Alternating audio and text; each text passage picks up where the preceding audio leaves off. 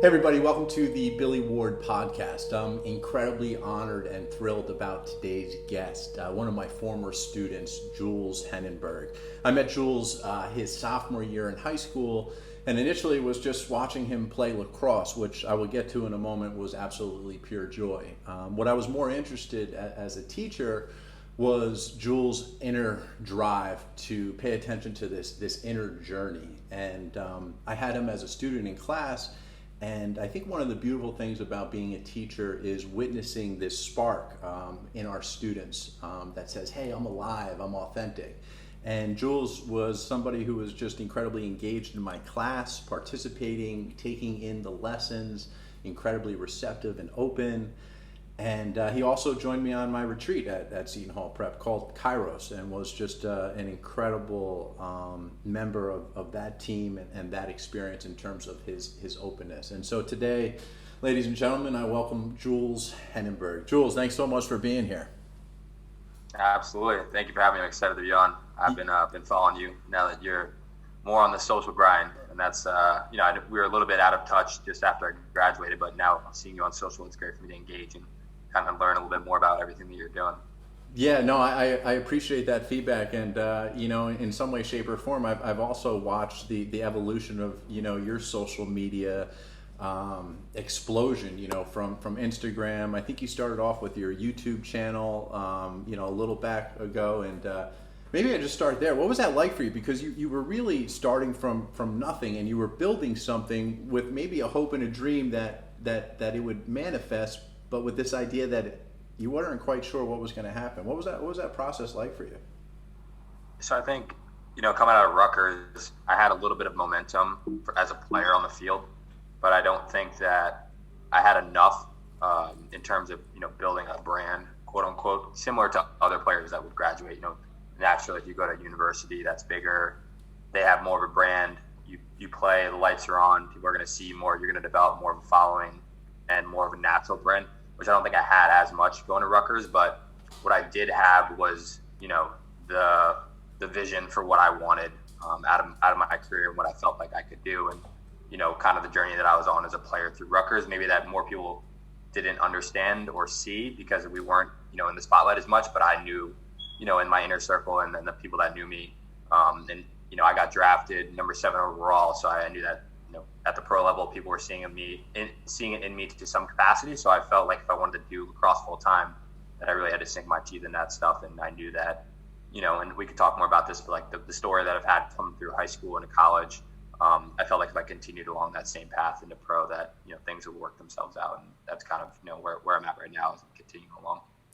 I really, Jules, I love the faith that you have in your mission and your vision. And I have to say this, as a lacrosse player and as a former athlete myself, I just always experienced so much joy in watching you play. And I think for this reason, I think in some way, shape, or form, your ability to perform on the field reminds anyone in the arena of their own greatness. And there's a real spiritual element for somebody like me watching you play, and it seems like from an outside observer that you were able to enter into what many people call this flow state, where it almost appeared like you were moving in slow motion, and yet you were moving at full speed, but you were so in control of your body, but you also had this vision in your mind in terms of being able to peripherally see what was going on the field, which was absolutely just a joy to watch.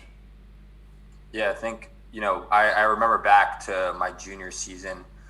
I remember you were at a game at Glen Ridge, and I played well that game, and we won, and that was like a county game. And that was when I started to play, we were 2-8 at Seton Hall, and then because of transfer rules, and then we went on a 10-game winning streak, and we ended up beating Del Barton. They're number 1 in the country. And I remember talking to you a bit about that and kind of like what you were noticing. And obviously I looked up to you a lot as, you being a former college athlete, professional athlete, someone that kind of understood both sides of it, as someone that looked on the mental side as an athlete, but then also, did it physically as well. So I would look to you as someone that I could learn from about that stuff. So when you started to talk a little bit about that, and I could, I could see that in my teammates and see it in the way that people would respond to me when I'd play. But hearing it from you for the first time made me think a little bit more strategically and become more aware of it.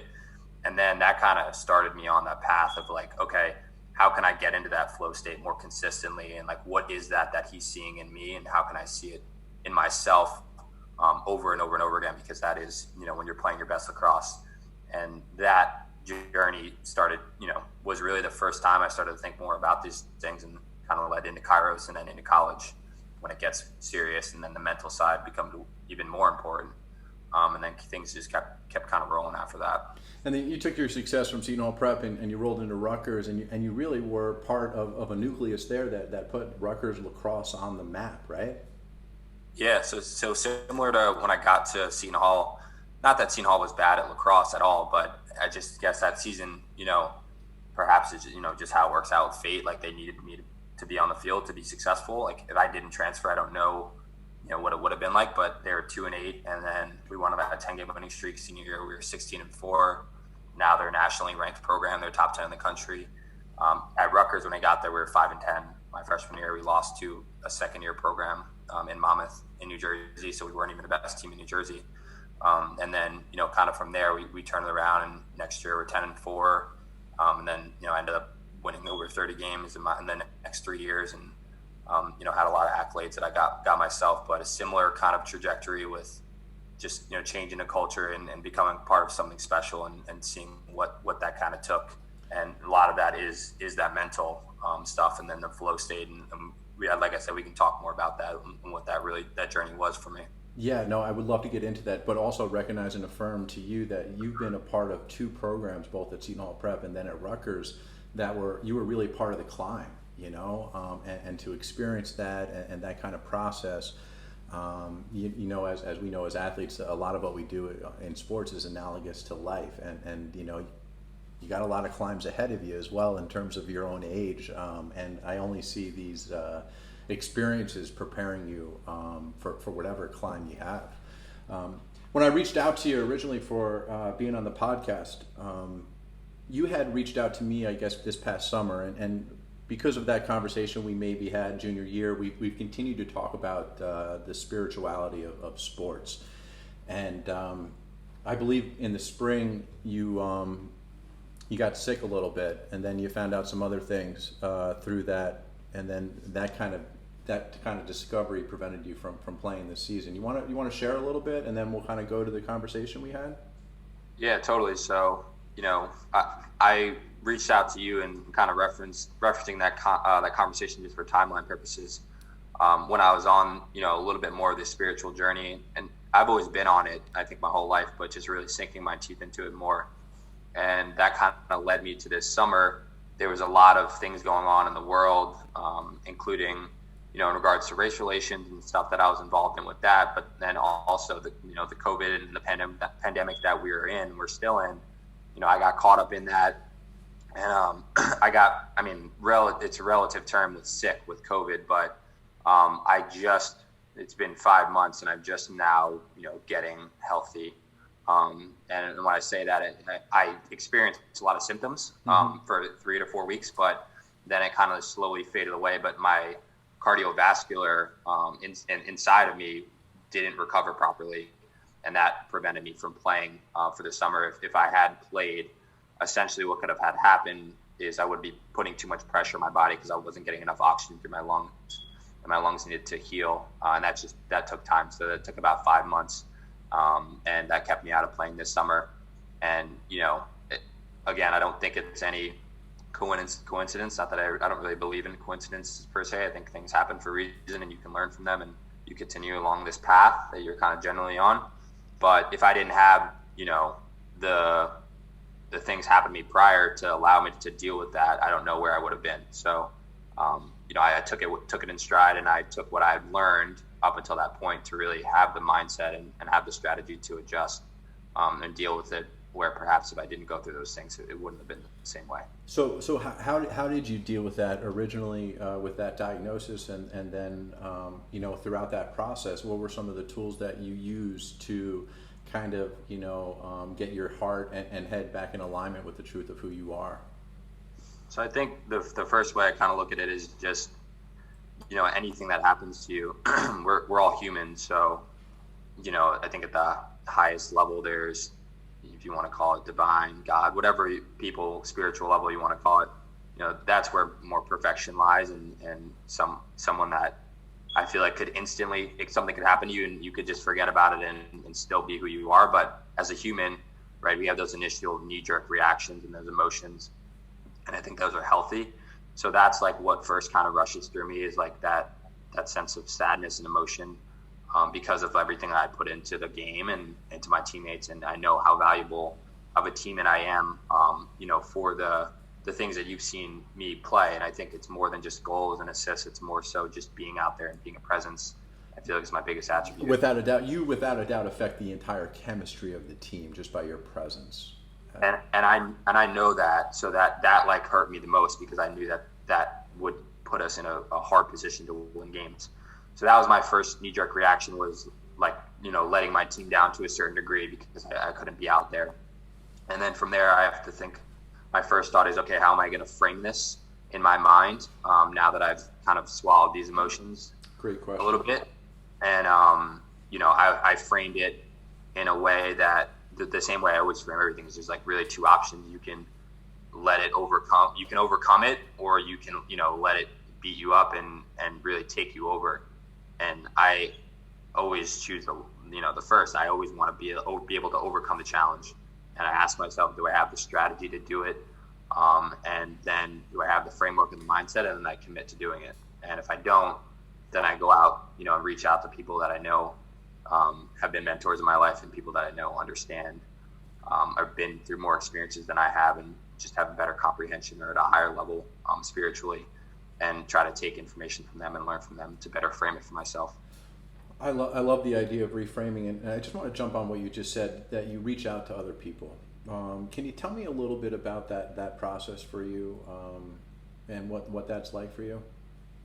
Yes, I think from a very young age, I just accepted coaching very well. I wasn't the type of player that I always thought I knew everything, and I think that came from basketball, just because it's such a competitive sport that I always wanted to be, the best player out there. But I knew that naturally there are players better than me, so that for me to become the best player, I had to learn from the coaches I had. And as I got older, I kind of just, transitioned that to everything else in my life. So if there's something that I don't know, like I have no problem admitting that I don't know it, and then going to find, who knows it best, and then, just going to asking for help and learning from them. And I think that is a similar process I've done with my mental, starting even back to at Seton Hall, when I really first started to get into it with you. You were the first person that started to talk about these things and say things that I was thinking myself, but I didn't talk to anyone out loud about. And then from there, I looked at you as like a resource for that kind of stuff. And then when I got to college, I was like, okay, now that I had a really tough time my freshman year, starting every game for Rutgers. And, I remember the first game I played, one of the first games that season, my freshman year versus Richmond, I had a first team All-American on me, and he just chewed me up and spit me out. And I, going into that game, my mindset was like, oh, this is just Richmond. They're not that good, second year program. And then I just got my ass handed to me. And then, during that game, I didn't even want the ball, because I didn't know how to, gather my thoughts and gather myself to focus on the play at hand. And that's when I was like, okay, I turned to one of my yoga instructors and say like, okay, this is what's happening. What am I doing here? And that kind of set me on the path. And then I got a sports psychologist at Rutgers, and I was like sinking my teeth into that. And the more that you sink your teeth into it, the more that you start to see the connection between sport and life, and that it's all the same. And there's so many similarities to what you're experiencing in the challenges, and kind of how to translate that. And then naturally, now I look at it all as one kind of conglomerate. And that's kind of been the journey for it. So my last concussion I got really pushed me over the envelope mentally. And that's when I was like, okay, like I really need to talk to someone and figure out what's going on up here to start to restructure. So that's kind of been the journey with it for me mentally. I love your openness and your honesty, and I love when a star athlete comes out and says, "I've got issues, I've got problems, and I can't always face them alone."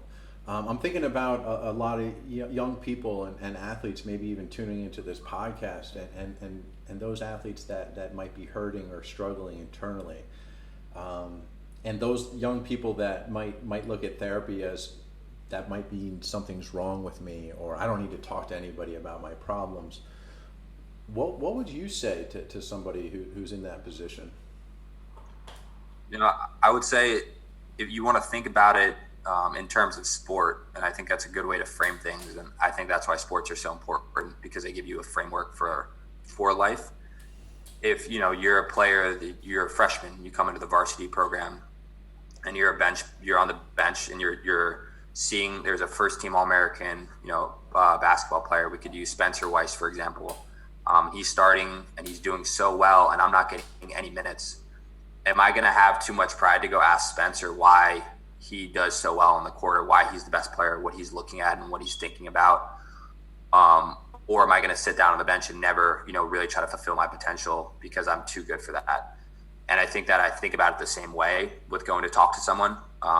Where if I'm hurting and something's not right and I'm experiencing something, I can either sit back on the sideline and kind of let that defeat me and let that be who I am, or I can open up and say that I need the help to learn to get better. And that's what life is all about, is learning from other people and connecting with other people. And no one in a history of mankind has ever done anything on their own. So if you just kind of boil that back down to who you are, that it's okay to reach out to people. And like I said, the greatest of the greatest, Tom Brady, I was listening the other day talking about the guys that have helped him and why he's helping Antonio Brown. Mm-hmm. And Teddy Bruschi, Drew Bledsoe, all these guys that he learned from. Yeah. And now he feels obligated to help the next group of guys. And these guys that you mentioned, like yourself, seem to be expert communicators, but guys that understand that the culture of the team has a tremendous impact on the team's success. And not just wins and losses, but the development of the person within the sport. Yeah, I think that's something I took really personally when I got to Seton Hall. I didn't have trouble per se, but it was definitely an adjustment for culture there for me. And I felt like I had to figure out how to take who I was and, put my stamp to a certain degree on the team to make sure I could make an impact. But then once I felt like they knew who I was as a player, then I could start to sink my teeth into culture. And I think that when I came back my senior year, I even took it a step further, taking care of the gear, making sure guys like Brian Tevlin felt comfortable playing varsity, stuff like that. And then, you see that those kind of guys progress over time and the relationship I have with them. And then when I went to Rutgers, similar thing is, we weren't getting these blue chip recruits. So the guys that were coming in, I needed to make sure they were comfortable. I needed to make sure that they understood what it was going to take to be the best version of themselves.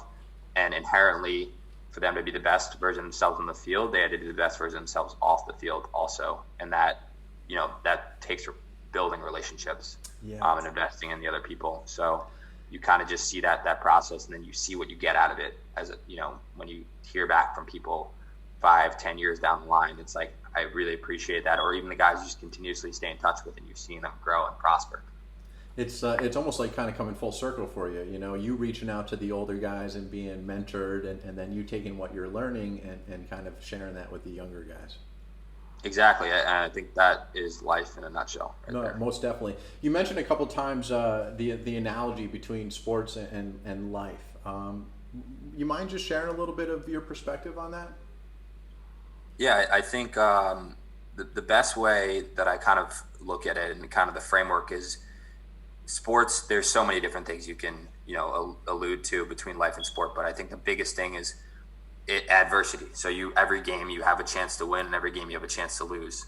And every day in life, there's wins and there's losses, and it's how you frame them and how you battle through those to continue along. And there's such a corny saying, it's not about how many hits you can give, it's how hard you can get hit and get up and keep moving forward. And the older you get, the more that life just starts to punch you in the face. And if you kind of are able to frame that in a way that says, look, okay, I'm getting punched in the face, but if I wasn't getting punched in the face and these things weren't happening to me, then I would never learn lessons that would allow me to do better as I move forward. So now all the things that happen to me, and I look back, example, one of the worst things to happen to me was, I was going to give one example, I'll give another one. When I was at Columbia High School with the coach and the difficulties I had with him and the issues, I was essentially forced out of the program. If I didn't have those issues with that coach and that trauma and those difficulties, I would have never gotten to Seton Hall Prep. So as much as you want to frame it as, you being angry at your past and being angry at the issues at hand, you have to understand they're happening for a reason, and that you have to seek in those moments what you can learn from them and then grow from there. If you just harp on the negative, then you're never going to see yourself develop in this path, because it's not all just wins. You probably played with maybe one or two guys in your life that are so talented that they just rarely deal with difficulties. I know like two of them. Everyone else, it's like a lot of loss, win, a lot of loss, win. It's just this constant path, and that's what sport is. I'm just taking you in and your philosophy and your awareness and ability to look at life in this way for a young guy your age is just really flat out inspiring. I'm thinking, Jules, about the time that I was cut and football was kind of taken away from me. I'm thinking about your situation this past spring, and lacrosse was taken away from you. And then I'm also thinking about, having been in a high school for the last 20 plus years, about all those young men that are cut from various teams, and you find them saying, and even myself when I was cut, I've been a football player my whole life. I've been a baseball player. What am I now? And here you are, right? One of the roles you play, you're a lacrosse player, and that was in some way, shape, or form taken from you. How would you respond to those young men and women that are being cut and are no longer able to participate in a sport maybe that they really enjoyed?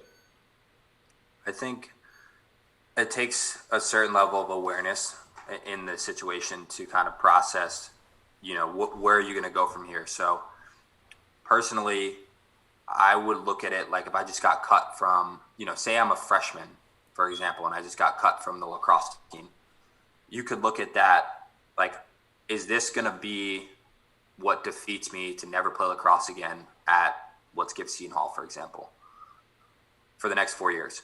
Or am I going to turn around and am I going to do what it takes to make sure that the following season that I'm going to be one of the 50 guys on the roster?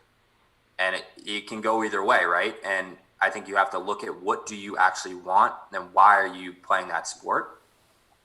And then from there, if it's not what you actually wanted, looking a little bit deeper into what really is your passion. Because a lot of the times, if it's not your passion, you're probably not doing what it takes to be a part of that team to begin with. Mm-hmm. And sometimes it's harder for other guys, right? Some guys are more talented. But I firmly believe that if you want something bad enough, it probably is aligning with who you are inside, and you're going to do what it takes. And if not, maybe take a step back and look at what is really, filling me with that passion and that spirit inside, that's driving me. And I know that's not easy, especially when you're young. And that's why, it's important to have older mentors and people you can look up to have these conversations about.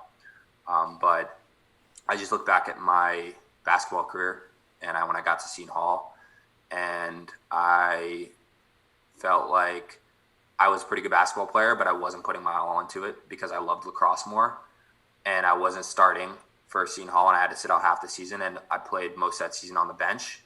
But what I did was I challenged those guys, Spencer, TJ Gibbs, Lacey, all those starters every day in practice, and I'm one of the most competitive people I know. And if I wasn't going to be a starter, I was going to give them everything I had to make sure that they were ready for game day. And then when I was on the bench, I was going to be the best teammate I could be. And I would do that day in, day out. And then lo and behold, by the end of the season, coach is starting to rotate me in more. And then he puts me into the county championship. And now all the work that I had done, and the opportunities there, I seized it. And I, held their best player to 2 points when they switched off from another guy, and then I had 4 assists down the stretch that maybe if I didn't do that and I didn't prepare all that time and sink my teeth into it, because I knew I still had some passion there, then there wouldn't have been a guy to do that in that moment for us to win the county championship. And that's just kind of like how I think about it, in terms of, not getting what you want to start, and how you're going to respond about it. Mm-hmm. I love this thought. Luck is when preparation meets opportunity. And here you are, and that preparation is never lost. Even if you don't get into that game in the counties, that preparation has really affected you as a person and who you are as a man. I love your response. I love your perseverance and your perspective. It's just it's phenomenal, Jules. And I'm so happy that you're in a position professionally now to make an impact. And you mentioned to me that you started this program called the Juke Lab. Juke Lab, but that's more the formal training on the field. Okay. The off the field stuff is mission primed, okay, which is more sinking the teeth into this kind of stuff. And I think you've probably seen a little bit about it on Instagram. But it's really the formal kind of process of how I become the player I am, and the things that I've learned and the lessons that I've taken from mentors, and the people that are still helping me today, and kind of just systemizing that in a way that's digestible for players that are looking to, be the best version of themselves ultimately. And I know that I had to, claw my way up, the ladder, and I had to really go out and search and to go find. And that's definitely part of the process. But I think there's so many kids that had so much more talent than I did and had so much more going for them that I felt like never achieved what they really could, because somewhere along the way of that journey, someone just hit them in the mouth hard enough that they just backed down and said, I'm going to give up. And that was never who I was. And I was lucky that I just had this relentless mentality. And some people don't have that. And I want to be able to show to people that that's within them too. And that they can tap into that and give them the resources to tap into that. Where is that drive? Where does that drive for you come from, Jules? To be honest, I'm not sure. I've had it in me from when I was younger. I was a younger brother, so I had an older brother, so I was always competitive with that. And I think I always played against older kids, and I always felt, in lacrosse at least, that I was never, on the inside circles of lacrosse. It's a very political sport. Every sport is political to a certain degree, but I felt like I wasn't ever being given the credit I deserved. And this is not a healthy mindset per se, but this was the mindset that drove me. And I don't think I would be the player I was without this mindset. But at a certain point in time, it ran out. But I was never getting the credit for the player that I thought I was. And I also didn't believe that I was given a fair opportunity to get recruited to schools that I felt like I could play at the highest level at. And that was like a process from third grade through, we get to middle school, you play in these select teams and you get selected in the state teams. And then you get to high school. I didn't get a chance to play varsity at my old school because there was a rule I couldn't play. So that set me back. And then that was a whole thing that redrove me transferring. Playing my sophomore year, being at a school that wasn't as big for lacrosse. And it was always this thing of like, I got to prove, I got to claw. And it was eating at me on the inside. And that drive, it was what kept me going. And I think that wasn't really who I was. It was just a twisted way through sport and through this bitter attitude that I had. And when I got my last concussion, that all came crashing down on me. And you've seen it in sport so many times before, and some of the greatest athletes ever that have so much going for them. But this is not, I'm not comparing myself to these people, but that seem happy and seem like they have the accolades and seem like they have all this stuff, but deep down they're not satisfied with who they are. Because a lot of the times the thing that got them to be those athletes are not what you really want to be living and feeling every day. And that's what I wanted to change about myself, and what I had to change mentally after I got my last concussion. And I really had to look myself in the mirror and ask why I was playing the sport anymore, and what I was going to do and how I was going to continue to play this sport. And that's where I realized I had, because I was like, if I don't have that drive and that anger and that bitterness, like I don't even know if I can work out, if I would want to practice. And slowly but surely, when I looked deeper and deeper into myself, that who I was in me the whole time. And I needed to reframe it and bring it back out for the right reasons. So to answer your question, long-winded way, it's always been in me. But sometimes when you're young and you're a kid, experiences happen, and you frame things in your mind to cope and to deal with things, and that's the trauma, and that's just life. I don't know that you could have said that any better. And I think what I also hear you saying, that you were playing as a young person, and even in high school and college, with like a chip on your shoulder, and maybe through this process of the concussion, like the Jules I know on retreat and in class is not an angry guy. It's not a guy walking around with his chip on his shoulder. In fact, the Jules that I met on retreat and in class is all love.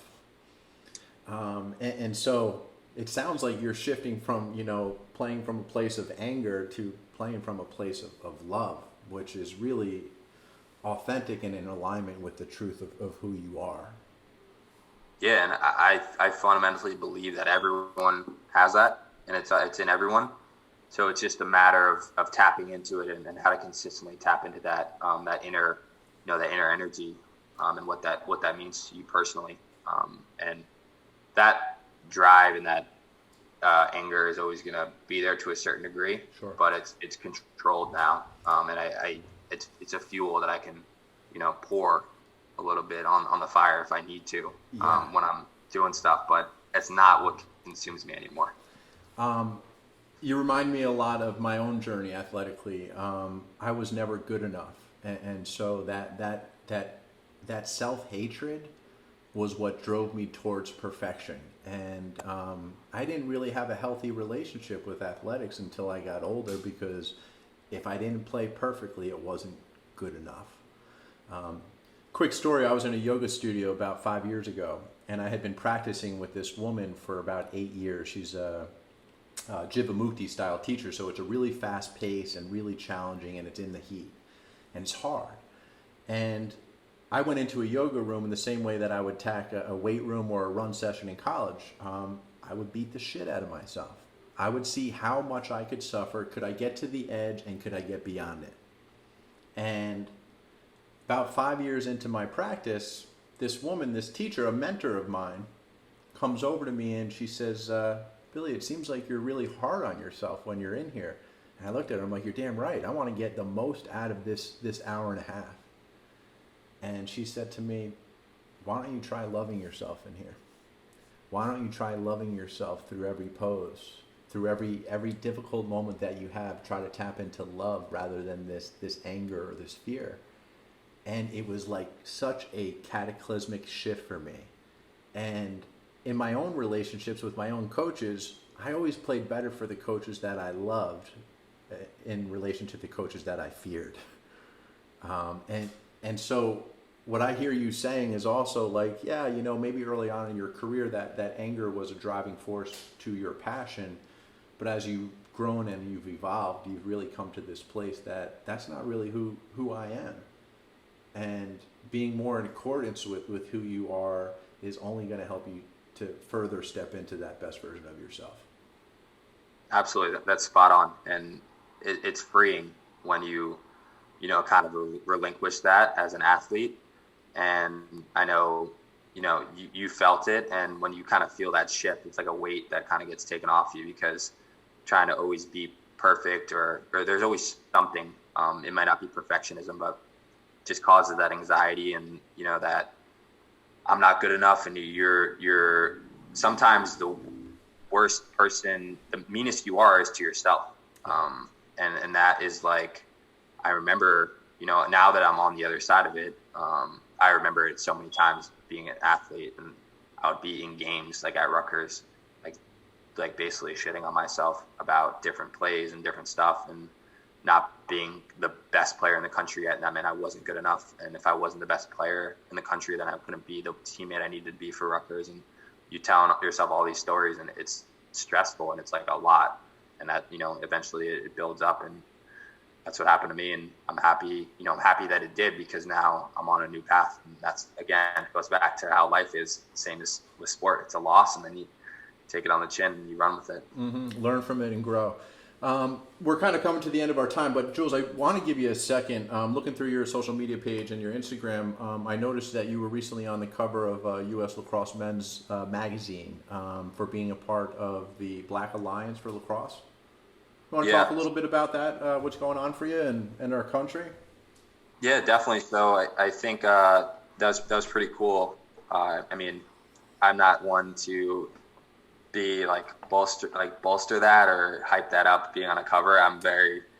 I want people to see the story more, because I think it gives context to who I am, and why I felt like, I have all my life, different times, had been in various positions to see that there was responsibility that needed to be taken care of. And I felt like I was the person for the job. Not because I wanted to be the person for the job, but because I'd look around the room and I would look to see who was going to step up and how they would do. And sometimes I just felt like I had more of a perspective and a work ethic and an ability to communicate and articulate things maybe than other people. And sometimes, that was my role. And sometimes being on that basketball team, it was different. But I always have a role, and I always take pride in the role that I'm in. And, that was kind of something that developed naturally over the summer, when, all the Black players in our league got together. And we felt like, we had to take a strong stance with everything that was going into our season. And I felt like the story that I shared, it's on my Instagram, just about who I was and, my background and growing up, maybe isn't something that people know too much about, because I don't necessarily know how you have to share that with people. You kind of just are who you are, and that's kind of how I've been my whole life. I just, I am who I am. I do what I do, and I try to just be the best version of myself. And I think because of the color of my skin, that sometimes people don't understand my background, and that I am Black, and that I do take pride in that, and it does mean a lot to me, to know where I come from and my dad and my family and my family's history. But other people didn't know that. So when I shared that with everyone, I think it caught a lot of people off guard, and it made people think deeply about, how they communicate things to other people, what they think of other people, because I've always kind of existed in this like medium realm of I'm not fully white, but I'm not fully Black. And that is confusing to people, and it also makes people think. So when I shared that with everyone, and I think I told the guys, I was like, when I share this, I think more people are going to be open to talking about this and opening up, and I think you guys will be too. And that's kind of what happened. I just had a feeling that was what would happen, and we've kind of run with it from there. And we're doing a lot to really have a strong foundation so that we can grow the Black Lacrosse Alliance and represent ourselves at the highest level, and then sink our teeth into the initiatives that we want to sink our teeth into, and then be able to pass it along to the next generation of players that eventually come in and continue to really just be a beacon of hope for the younger players in the game, because it's a game that, like myself, when I was growing up, it wasn't as accessible as I felt it should have been, both for socioeconomically, but also for diversity.